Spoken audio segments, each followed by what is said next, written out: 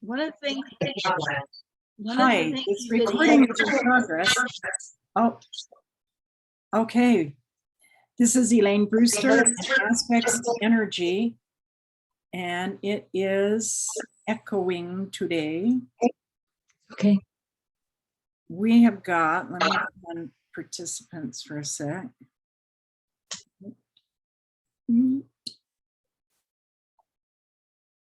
Okay, now it's a little quieter. Okay.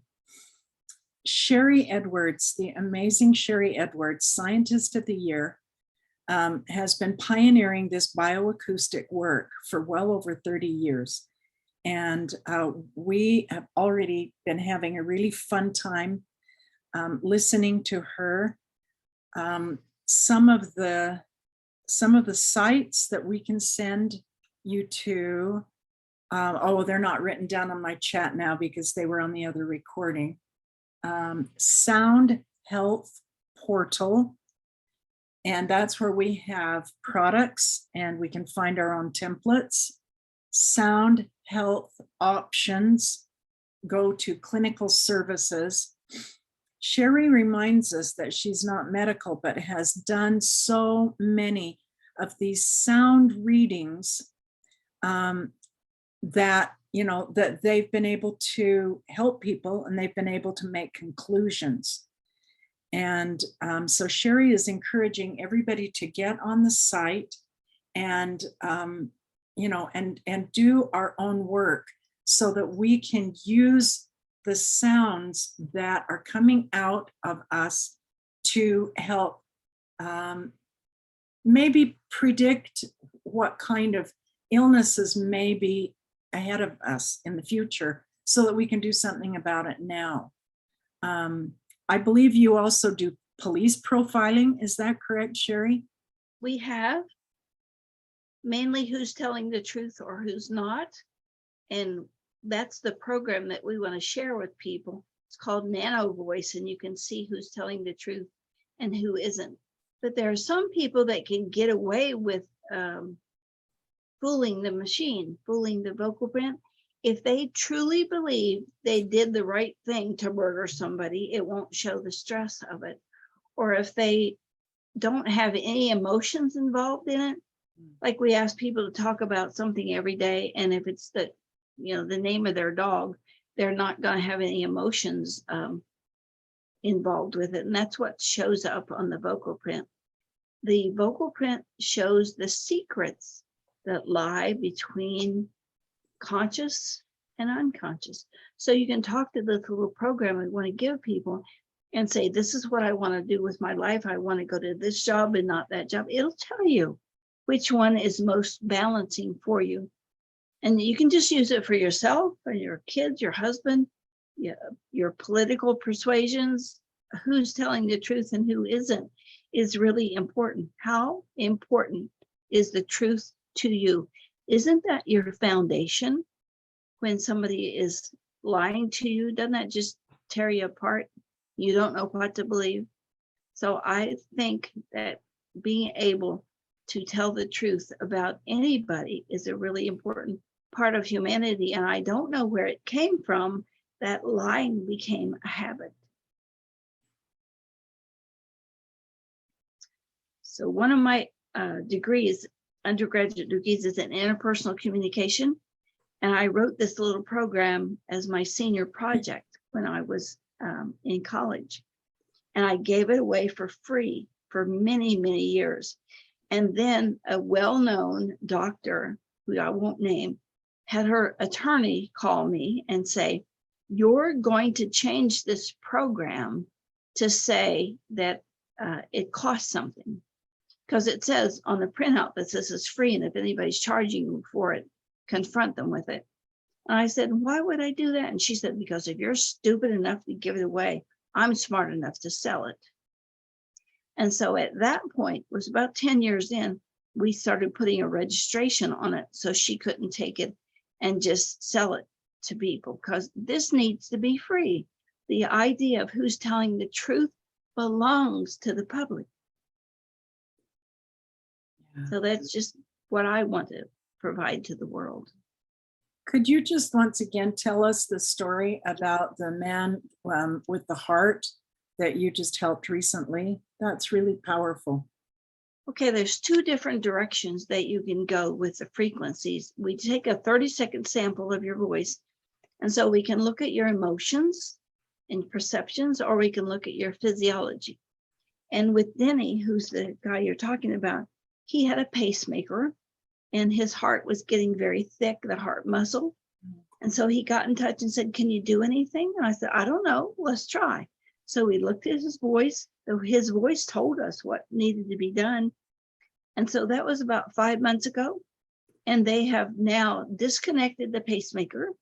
His heart muscle has thinned out. And his family is so excited. All of his children are going to take our courses and learn to take care of their own families. So I love that idea, but we have many, many more miracles like that. As a matter of fact, on Vimeo and YouTube, there is a video called Miracles of Non-Medicine. And it's all the doctors who work with us in some of the more famous cases that we've done, what we've been able to turn around. I shouldn't say it that way. I should say what the voice tells us that we can turn around. We don't heal anybody, and there's nothing bad or good in someone's voice. That's who you are. It's what you do about it that makes the difference. And so we can tell people what frequencies are appropriate, what you have too much of, we can help release. If a muscle is too tight. I recently broke my shoulder, and my shoulder muscles and some of these arm muscles came up really high because they were in stress, because I broke it. And my scapula, they didn't even know I broke my scapula until they did x-rays and they could see the fine line on it. So your voice knows things that even conventional medicine doesn't pick up. I could tell you a story about that. We have an MD who came to us and they said that he had MS. And we took his vocal print and it said, no, he has a trauma to his spine. He said, no, that didn't happen. A couple of days later, he remembered a skiing accident. And his nerves were not working well from his waist down. He came to us right around Thanksgiving. And by May of the next year, 5 months, he had reconstituted all of the nerves from the waist down to his toes. But he was coming in, he's an MD in a local hospital emergency room. He came in because he had an automobile accident, and airbags caught his hands, and it broke this little finger, and he couldn't bend it. And so we were working with him for this little finger, and this is all on video. And the computer said, there's troponin here. There's a problem. Troponin is a protein that shows up when there's heart damage to the heart muscle. I said, did they check your heart muscle when they checked you at the hospital? He said, no. I said, well, do me a favor and go have it checked. He did. And sure enough, the troponin showed up from his lab tests. It hadn't showed up when he went to the hospital originally, but the troponin said there's heart damage. And so they were able to address that. So the computer knows, your voice knows what's really going on with your body. And we just found a way to decode it. Why does the voice show everything that's going on in the body? Because I think it's a holographic representation of who you are and what your brain is doing. When you look at the recurrent laryngeal nerve, it has the parasympathetic nerve bundle in there that controls your vocal cords. So I think whatever's going to and from the body goes through the vocal cords. And that's how we look at it. But I'll do something else controversy here. I think that we are very sophisticated frequency-based robots. And that the voice, you can do it with iridology, you can do it with your ear and seeing what's happening. You can do it from blood tests. You can do it from looking at your tongue. There's many ways to look at the body. We just figured out that the voice is a good way to do it. Mm-hmm. Do you know who James Gates is? I think he's James Gates. He's I can't remember what his title is. He's not a neurophysiologist, but near there. and he was at Brown University. He and his students did a summer project with plants, and they found computer code in the DNA of plants. And the computer code was the same code that's used to fix DNA in humans, like this CRISPR lab and all that. So if we eat plants and we eat this DNA code that's supposed to heal us, and if we can take those same frequencies and give them to you externally and heal your arm or whatever, doesn't that mean we're like a car that you can go plug in and see what's the matter? It's frequency. We are frequency-based carbon entities. We've written some papers about that. You mentioned sound health options. There's a lot of articles there that we've written through the ages that people get the information about classes and what's going on, which reminds me, I will send you a catalog that you can share with people. But all the Corona stuff that we've done, all the music that we've created to help people, we have a free song on our site. It's called La Ciel, L-E-C-E-I-L, and it was done by James Marshall. He is an actor on Twin Peaks, A Few Good Men, and he was in the hospital. He took Accutane, and it destroyed his colon. He was in a hospital for 2 years. Finally, they sent him home and said, go home and die. And he heard me on Coast to Coast one night and got in contact. And he said, can you help me? And I said, I don't know, let's try. And we've helped him rebuild his guts. And he said, I want to pay you back something. I said, well, I have this issue here. I got people who have lung problems and I have the frequencies. Can you make a song out of that so we can give it away to people? He said, I don't know, I'll try. And so he called me back and he said, you know, these frequencies, they just are really strange. This is not going to sound good. But he sent it to me anyway, and it sort of sounds like jazz guitar, but it has brought people out of pneumonia, and the people who are having trouble with their lungs because of Corona, this song is helping them.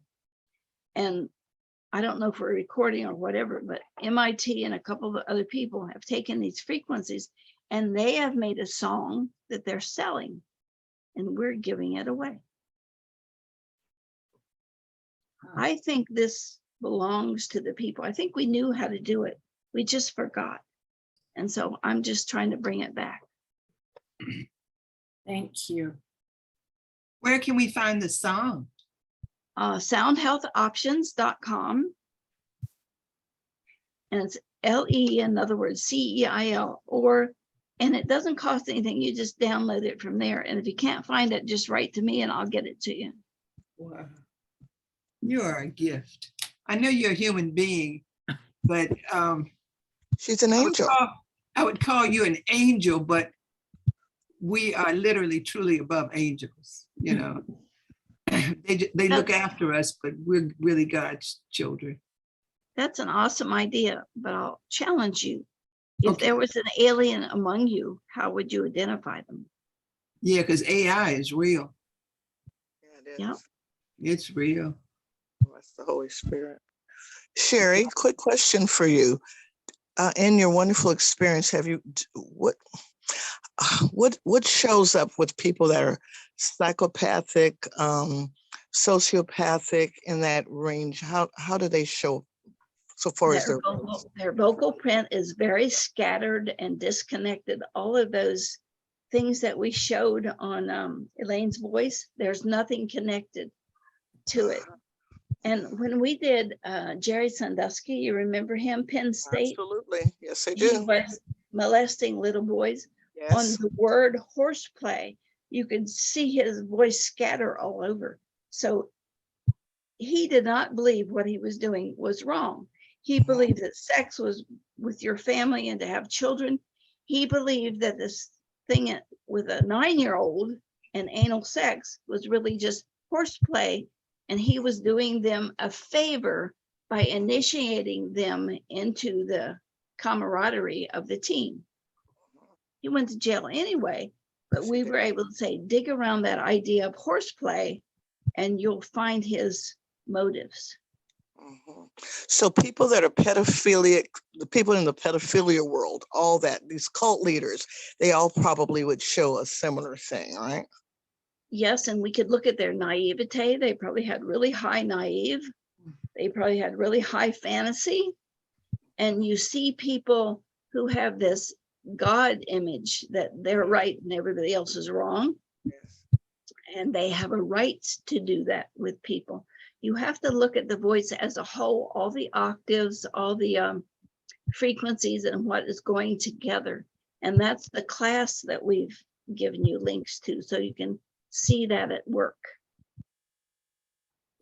Amazing work. God bless you for it. Amen.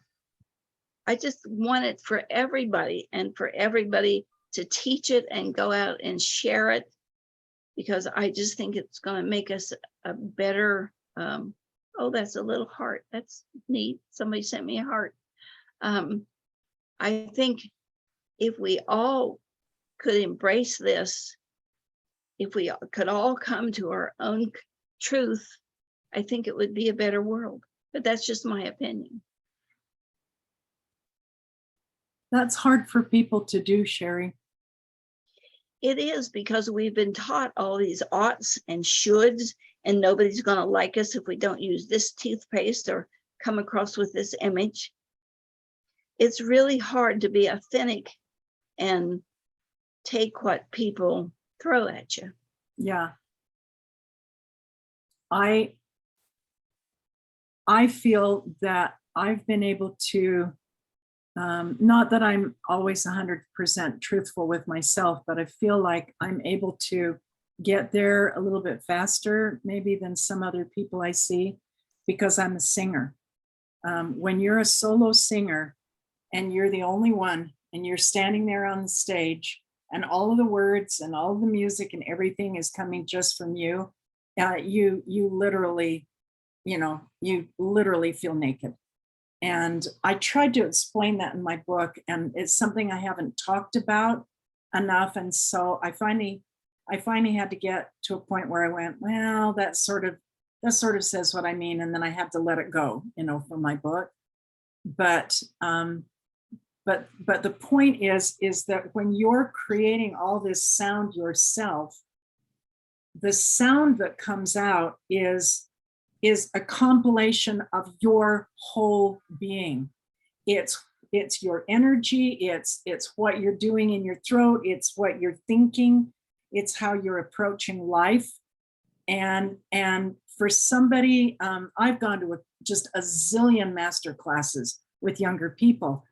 And if any of those younger people think that they're going to pull the wool over a master teacher's eyes because they can do these 3 things, and yet there are these 7 things that they still need to do, well, the only eyes that they're pulling the wool over is theirs, because everybody else can see right through them. And so when you're singing, I guess I'm trying to say, and I'm still not doing a good job of it, but when you're singing, there is no point in being dishonest. Well, with singers too, you're using all the notes in several octaves, and that's a balance. Composers as a group live longer than any other occupation. So I'd like to add singers to that, because they use all of the notes, and all of those notes in combination keeps you balanced. I think that's why people love music, or even classical music, because it's all math. This note and this note equal that note. And I think that's why I hate heavy metal, because it's not mathematical. And I think we're mathematical beings. And even when you slide from note to note, you're pulling that person's energy with you. I think singers are awesome. I don't understand singers and how they can create music. I have a friend that can just sit down and play anything. I am amazed by his ability, or anybody that can sing and keep things on track and remember all those songs and all that music and all how it works together. Singers, musicians are magic to me. Can you, I don't want to keep you too long, but can you just briefly explain what you said about heavy metal isn't music, it's not mathematical? it just doesn't go together for me. Like something like Dr. Zhivago with all those notes that sort of slide into each other. But heavy metal is chop, chop, chop, chop, chop, chop. And it just really disturbs my energy. It makes me anxious because nothing seems to fit with the note that came before or after it. I like that. Perhaps you have seen, and I suspect everybody else here has seen, Masaru Emoto's Hidden Messages in Water. Yes. And the same pictures that he had of chlorinated city systems like London and Tokyo, where there was no crystal formed, that exact same thing happened with heavy metal music. It was just mud. It was just cacophony. There was no form structure, no crystal. I believe water is the blood of the earth and crystals are part of the cell structure. I think the earth is living and the water is our blood. It's alive. I get so much information when I take a shower. It's like, I have a question and it just drops it on me. Because the answers are just there. Wow. Aren't crystals in our eardrums? Isn't that part of when people have vertigo and whatnot? Isn't that a crystal issue? My mother had that. And when she got the crystals aligned and her balance and everything came aligned, it's how God made us. We're really talking about how God made us. We're just learning it from another avenue. I think there's many avenues to the same answer. Like if you look at the sacculus in your ear and this,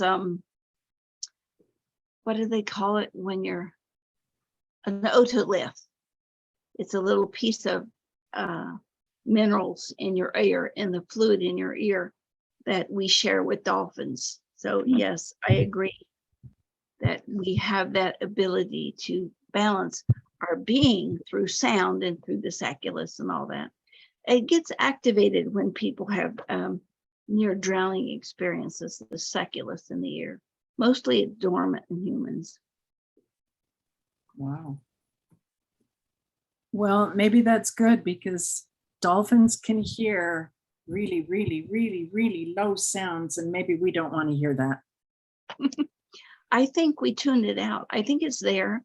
There's an otoacoustic emission coming out of your ears, and if you listen to that, it will balance you. That's what that moan tone article is about, how to listen to that internal sound. If you can moan, you can tone. Yes, and I will send that to you. Great. I'm going to send this on to people. Thank you so much, everybody, for your time. Sharry, so fun to just barely be starting to get to know you. And our friend Kathy that got on, let's see, I think she's off now, but she just sent me a text and said, I love you, I love you, I love you, I love you, I love you. Well, it's not me, it's you. And I just reminded her of you again. And she let me know on the text of a friend of ours that is having some real problems. And so it sounds like she's going to get to work on that. That's great. I feel like the radio. I feel like this stuff just comes through and I'm the radio. That's your gift, Sharry. Beautiful broadcaster. You're the radio and Elaine is the singer. We all have our gifts and that's yours. Yeah. That's that true that we can feel. Thank you all so much. Awesome. Have a wonderful evening, a wonderful weekend. And let's all We'll figure out breathe and moan. And I will email you stuff. And I will figure out how to send you this recording. It's on this computer. If you can, work on it. Otherwise, I've got this little one. Okay. Right. See you all later. Thank you. Thank you for your Thank great you, questions. Thank you, Sharry. Thank you, Elaine. Thank you all. Take care. Here's another heart for you, Sharry. Thank you. Another heart.